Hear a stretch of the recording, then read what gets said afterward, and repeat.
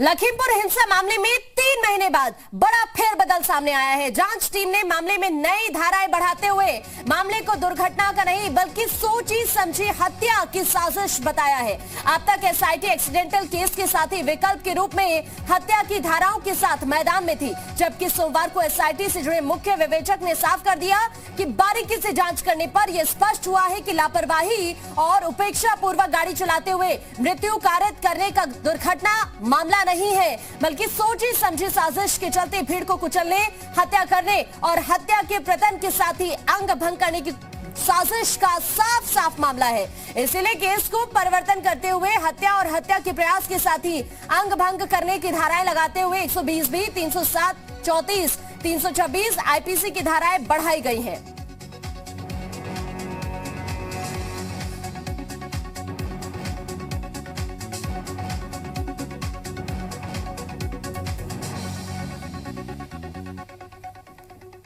और इसी बीच हमारे सहयोगी विशाल रघुवंशी इस वक्त जुड़ गए हैं। सीधा रुख करते हैं विशाल का। विशाल, सोची समझी साजिश के तहत घटना को अंजाम दिया गया और अब इस एंगल से लखीमपुर खीरी हिंसा मामले को लेकर जांच आगे बढ़ेगी। देखिए, बिल्कुल अब इस पूरे मामले में नया जो एंगल है वो शामिल कर लिया गया है और सोची समझी हत्या की साजिश की जो धारा है वो जोड़ दी गई है।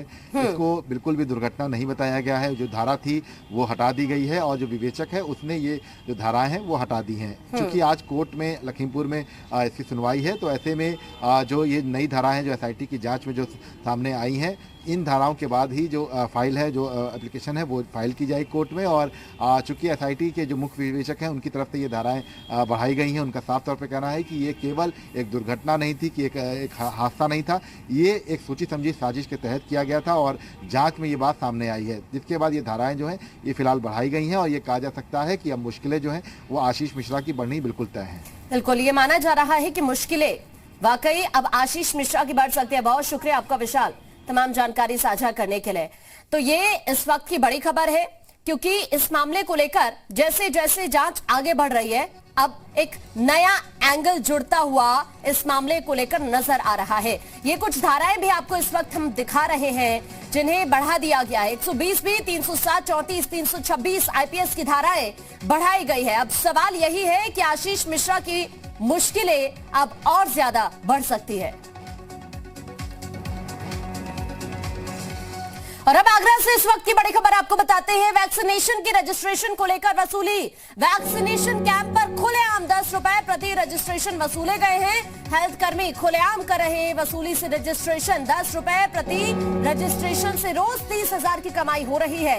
कैंप पर वसूली का एक वीडियो वायरल हुआ है। थाना एतमौदौला के सती नगर बेसिक विद्यालय का ये मामला बताया जा रहा है। ये बड़ी खबर इस वक्त हम आपको आगरा से बता रहे हैं, जहां पर खुलेआम वसूली हो रही है। वैक्सीनेशन कैंप में खुलेआम 10 रुपए प्रति रजिस्ट्रेशन वसूली की जा रही है।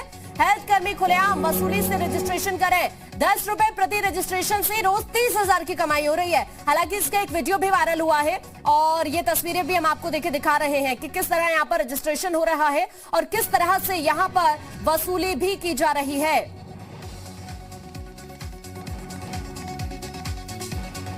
झांसी में भारतीय जनता पार्टी युवा मोर्चा के एक पदाधिकारी को पुलिस पकड़कर नवाबाद थाने पर ले आई। सूचना के बाद थाने पहुंचे बीजेपी युवा मोर्चा के कार्यकर्ताओं ने जमकर हंगामा किया और इस दौरान पुलिस और कार्यकर्ताओं के बीच धक्का मुक्की भी हो गई। थाने पर हंगामा कर रहे कार्यकर्ताओं का ये कहना है कि जब तक सिपाही पर कार्रवाई नहीं होगी तब तक थाने पर ही बैठे रहेंगे। वहीं मोर्चा जिला अध्यक्ष अमित जादौन का आरोप है कि 2 पक्षों के विवाद को लेकर हमारे मंडल अध्यक्ष के बीच में गए थे, वहां हमारे मंडल अध्यक्ष को अपराधी की तरह ये लोग पकड़ कर लाए। ये एक्सक्लूसिव तस्वीरें इस वक्त आपको हम दिखा रहे हैं जी उत्तर प्रदेश उत्तराखंड पर। किस तरह हंगामा हुआ तस्वीरों में।